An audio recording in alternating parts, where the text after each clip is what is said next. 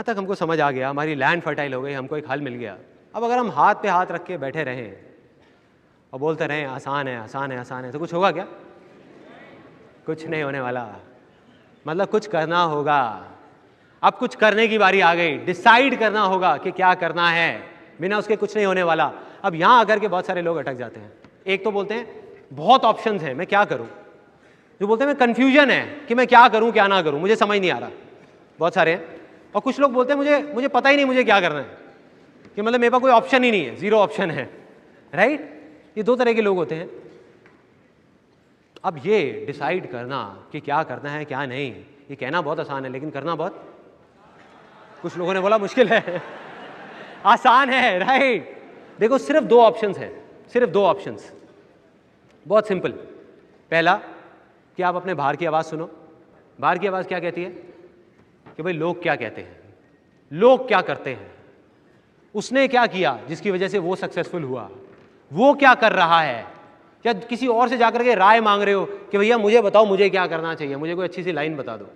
एक बार मेरे पास कोई आया था और आकर के उसने बोला कि भाई मुझे कोई अच्छी सी लाइन बता दो। मैंने कहा हाँ यार आजकल ना वो स्पेस टूरिज्म का काम काफ़ी अच्छा चल रहा है। मैंने बड़ा सीरियस होकर के बोला।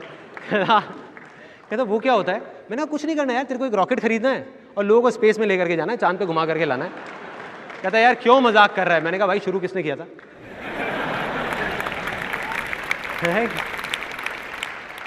तो दूसरा ऑप्शन क्या है, एक है बाहर की आवाज़ सुनो, दूसरा है अपने अंदर की आवाज़ सुनो। अंदर की आवाज़, चाहे उसको आप आत्मा की आवाज़ बोलो, चाहे दिल की आवाज़ बोलो, चाहे कुछ भी बोलो, लेकिन अपने अंदर की आवाज़। और जिस दिन आपने वो सुन ली ना, बस उसके बाद और कुछ नहीं चाहिए। एक सिंपल सा एग्जाम्पल, रियल लाइफ, हर घर की कहानी। एक बच्चा है जिसका एक ही शौक है, वो क्या करता है, उसकी गाड़ियां हैं खिलौने वाली, उसको खोल खोल करके जोड़ता रहता है, जोड़ता रहता है, जोड़ता रहता है, यही काम है उसको। इसी चीज़ में मज़ा आता है और किसी चीज़ में मज़ा ही नहीं आता। अब वो धीरे धीरे बड़ा हुआ तो उसको कंप्यूटर्स का शौक चढ़ा। अब वो कंप्यूटर्स को खोलता रहता है, जोड़ता रहता है, टीवी, इलेक्ट्रॉनिक्स। अब वो 18 साल का हुआ, अब बारी आई कि भाई क्या करना है, क्या करना है क्या नहीं करना। अब उसके अंदर से आवाज़ आ रही थी कि मैं इंजीनियरिंग करूँ, इंजीनियरिंग करूँ। लेकिन सब ने, लोगों ने उसे ये कहा कि बेटा इंजीनियरिंग मत कर, उसमें कोई स्कोप नहीं है। और उसको ये बोला गया बेटा तू एक काम कर, तू ना सीए कर ले। अब ये सीए कहाँ से आया, ये भी बहुत मज़ेदार पॉइंट है।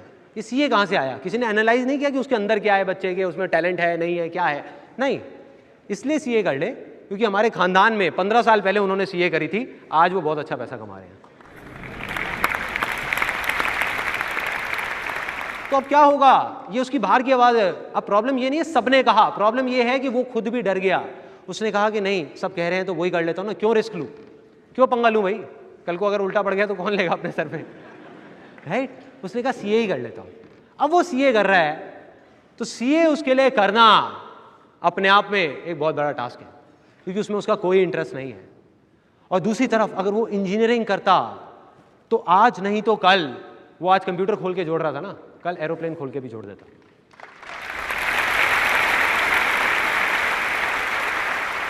अब यहां तक हमको समझ आ गया कि हमने मान लिया कि हम कुछ भी कर सकते हैं, अपने अंदर की आवाज़ भी सुन ली, समझ आ गया कि हाँ अंदर से ये मन कर रहा है ये करने का। फिर भी मतलब लैंड फर्टाइल हो गई, बीज हमारे हाथ में है, अगर हम उसको बोए ही नहीं तो कुछ होगा क्या, कुछ नहीं होगा। मतलब कि एक्शन ना लें। वर्ल्ड वाइड ऐसी बहुत सारी रिसर्च हुई है जिसमें ये प्रूव हुआ है कि 90% लोग जो फेल हो जाते हैं उसका सबसे बड़ा रीज़न ये है कि वो कभी ट्राई नहीं करते, वो कभी ट्राई नहीं करते। मतलब उस बीज को हाथ में रख करके बैठे रहते हैं, सोचते रहते हैं कि इसको बोऊं ना बोऊं, बोऊं ना बोऊं, बोऊं ना बोऊं, या जब सही टाइम आएगा तब बोऊंगा, और वो ले करके सोचते रहते हैं। मतलब वो इसलिए फेल नहीं होते कि उन्होंने कुछ किया, इसलिए फेल हो जाते हैं क्योंकि वो करना चाहते थे और किया ही नहीं, जिंदगी भर किया ही नहीं।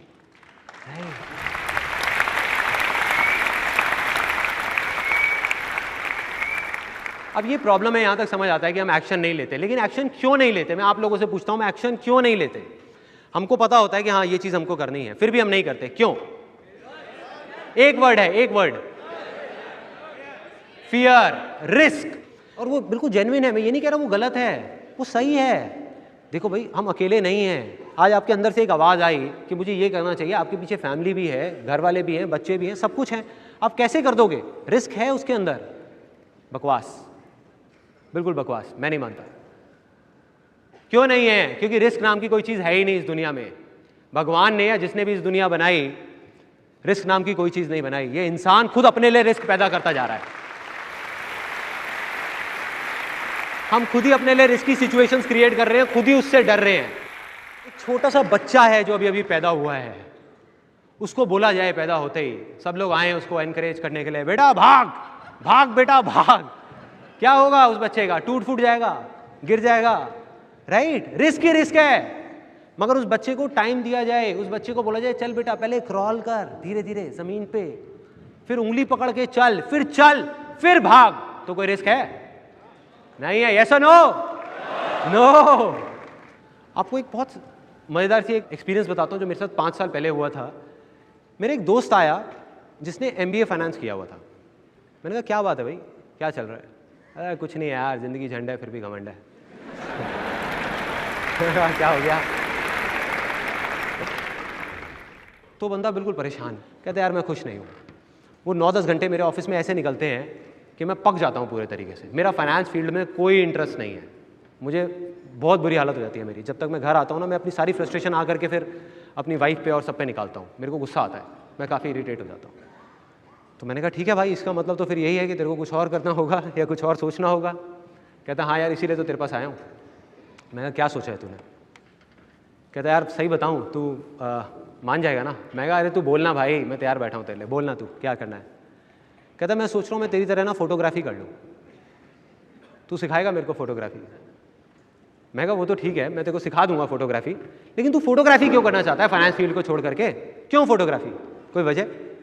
कहता यार इसलिए कि तू ना फोटोग्राफी करके बहुत खुश रहता है। मैं कहा बढ़िया यार, फिर तो काम हो गया। तू कल सुबह से आ मेरे स्टूडियो में, मैं तेरे को फोटोग्राफी सिखाता हूँ, लेकिन एक काम करियो, आज रात से ना तू करेले भी खाना शुरू कर दे, 4 कटोरी करेले रोज रात को अच्छे से। कहता क्या बोल रहा है यार? मैंने कहा साफ है ना इसका मतलब। मैंने कहा मैं भाई करेले खा करके भी बहुत खुश रहता हूं, तो हर वो काम कर जो मुझे अच्छा लगता है।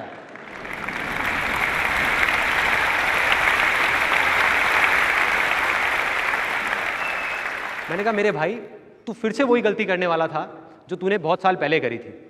मैंने कहा मैं तेरे को इंडिया में 1 लाख फोटोग्राफर्स ऐसे दिखा दूंगा, 1 लाख, जो मेरी तरह ही फोटोग्राफी करते हैं और बिल्कुल भी खुश नहीं है। उनके लिए फोटोग्राफी सिर्फ एक काम है और कुछ नहीं है। और मैंने कहा 1 लाख लोग ऐसे दिखा दूंगा जो वही करते हैं जो तू अभी कर रहा है, मतलब फाइनेंस की फील्ड में है और बहुत खुश हैं, बहुत खुश हैं। मतलब कोई भी काम इंटरेस्टिंग या बोरिंग नहीं होता, सिर्फ और सिर्फ तेरे इंटरेस्ट के ऊपर है कि तेरे को क्या चीज़ अच्छी लग रही है। जो तेरे अंदर से है वो अच्छा है तेरे लिए, जो नहीं है वो सब बेकार है।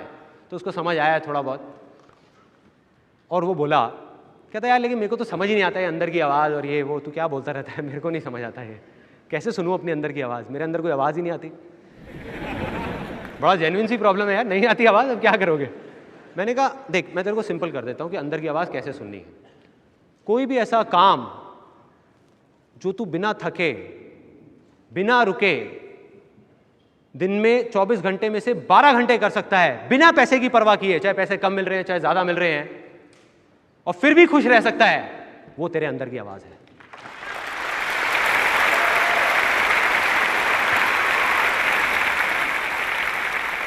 तो एकदम खुश हुआ थोड़ा सा, उसकी आंखों में मैंने एक चमक सी देखी, एकदम खुश हुआ। कहता कि यार फिर तो सही हो गया। कहता लेकिन ऐसा तो एक ही काम है जो मैं 24 घंटे में से 12 घंटे कर सकता हूँ, ये वो। मैं कहा बता भाई क्या है? कहता मेरे को ना खाने पीने का बहुत शौक है। मैं उसके पास गया, मैंने उसके पेट पे हाथ लगाया, मैं वो तो देख के ही पता लग रहा है भाई।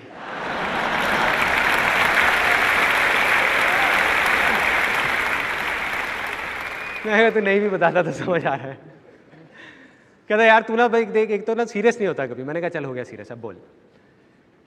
कहता भाई मेरी पूरी बात सुन, मेरे को सिर्फ खाने पीने का शौक नहीं है, मुझे खाना बनाने का भी बहुत शौक है। खाना मैं 24 घंटे बना सकता हूँ, मेरे को बहुत मजा आ रहा होता है। सब मेरा घर में मजाक भी उड़ाते हैं कि यार तू क्या ये बावर्चियों की तरह घूमता रहता है, लेकिन नहीं, मेरा उसी में इंटरेस्ट है। तो बढ़िया है, उससे रिलेटेड कुछ कर ले, प्रॉब्लम क्या है, कर ले। कहता भाई हाँ यार ये तूने सही आइडिया दिया। मैंने कहा मैंने नहीं दिया, तूने खुद अपने आप को दिया है। कहता मैं अब क्या करूँगा, मुझे समझ आ गया है, मैं ना अब तू देख एक बहुत बड़ा रेस्टोरेंट खोलूँगा एक बड़े से शॉपिंग मॉल में। मैं कहा तो क्या सोचा है, शॉपिंग मॉल में जगह खरीदेगा या किराए पे लेगा? कहता यार क्यों मजाक कर रहा है, तुझे पता तो है इतने पैसे थोड़ी है कि जगह खरीद लूँगा। कहता किराए पे लूँगा। मैं कहा कोई नहीं, किराए पे लेगा, किराए पे भी क्या है, मतलब ज़्यादा खर्चा थोड़ी है। तू मान ले किराया एक बड़ा सा रेस्टोरेंट बड़े शॉपिंग मॉल में, मतलब 2-3 लाख रुपए महीने का किराया, ऊपर से थोड़े बहुत पैसे लगा के तेरे को 40-50 लाख रुपए तो चाहिए, इतने तो होंगे ही तेरे पास। मैंने कहा हिसाब लगाइए ज़रा। तो हिसाब लगा रहा, कहता कि देख मेरी जो सेविंग्स है ये जोड़ के पापा से लेके यहाँ से दोस्तों से लेके, कहता 3-4 लाख रुपए तक तो हो जाएगा। मैं काफ़ी पास पहुँच गया तू अपने टारगेट के। अच्छा 3-4 लाख रुपए तेरा यहाँ से हो गया, बाकी के पैसे का भाई क्या जुगाड़ है? कहता क्या करूँगा यार, पापा घर तो गिरवी रखने नहीं देंगे। मैंने कहा तो घर गिरवी रखने का सोच रहा है? मैंने कहा फिर भी सोच भाई क्या करेगा? कहता मैं एक प्रोजेक्ट बनाऊंगा इसका, अपने रेस्टोरेंट का। अब बैंक के पास जाऊंगा लोन के लिए, बैंक तो लोन मुझे दे ही देगा। मुझे हंसी आ गई। मैंने कहा मेरे भाई बैंक सिर्फ उन लोगों को लोन देता है जिनको उस पैसे की सच में ज़रूरत नहीं होती।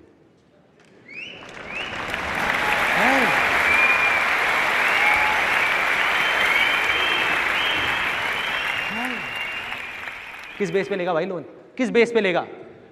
कहता हाँ यार तू कह तो ठीक रहा है, लोन तो मिलेगा नहीं, तो फिर क्या करूं? कहता यार बहुत मुश्किल है, छोड़ नहीं खुल सकता। मैंने कहा क्यों मुश्किल है? कहता पैसे नहीं है ना। मैं क्यों नहीं है पैसे, अभी तो तूने कहा पैसे हैं। कहता मैंने तो कहा नहीं है। मैंने कहा तूने कहा है, तूने कहा है मेरे पास 3-4 लाख रुपए है। तो कहता 3-4 लाख रुपए में रेस्टोरेंट थोड़ी खुलेगा।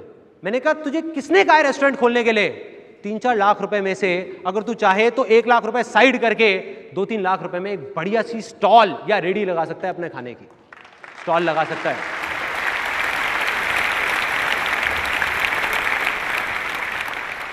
कहता यार क्यों मजाक कर रहा है, मैं MBA फाइनेंस हूं, मैं रेडी लगाऊंगा क्या? मैंने उसको कहा प्रॉब्लम क्या है तो सही, तेरे पास पैसा लगाना रेडी। कहता नहीं लगा सकता यार, नहीं लगा सकता, तू समझा कर। मैंने कहा मैं तो सब कुछ समझ रहा हूं, तू नहीं समझ रहा, मैं तेरे को समझाता हूं। तू रेडी क्यों नहीं लगाना चाहता? तू रेडी लगाएगा, तुझे पता है तू खुश रहेगा, तू हंसता खेलता रहेगा, खाना बनाएगा, खिलाएगा, स्टॉल लगाएगा, वहां पे लोग आएंगे और आज नहीं तो कल तेरा बड़ा रेस्टोरेंट भी खुलेगा उस रेडी के थ्रू, ये भी तुझे पता है। फिर भी तू नहीं लगा रहा। मैं बताऊं क्यों? क्योंकि तू ये सोच रहा है अब मेरे ससुर जी क्या सोचेंगे कि मैंने शादी करी थी एक MBA फाइनेंस के साथ और वो रेडी लगा करके बैठा हुआ है।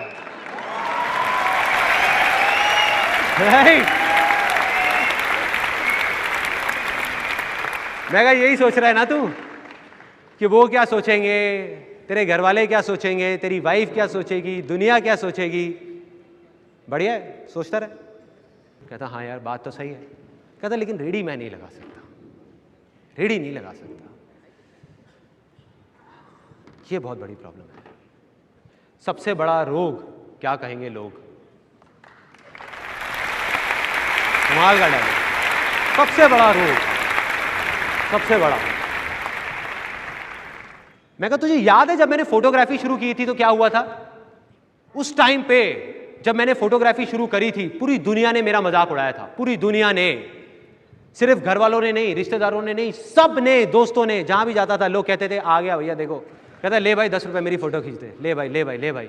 मैं एक ऐसी स्टेज आई थी जब तुझे याद होगा तूने मुझे क्या कहा था कि भाई मेरी शादी में वैसे तो मैंने फोटोग्राफर्स बुक कर लिए हैं लेकिन तू भी आ जियो पीछे खड़ा होकर के थोड़ी बहुत फोटो खींचता रहियो। अगर उस टाइम पे मैंने सोचा होता कि तू क्या सोचेगा या तेरे जैसे और लोग क्या सोचेंगे तो आज मैं यहां नहीं होता।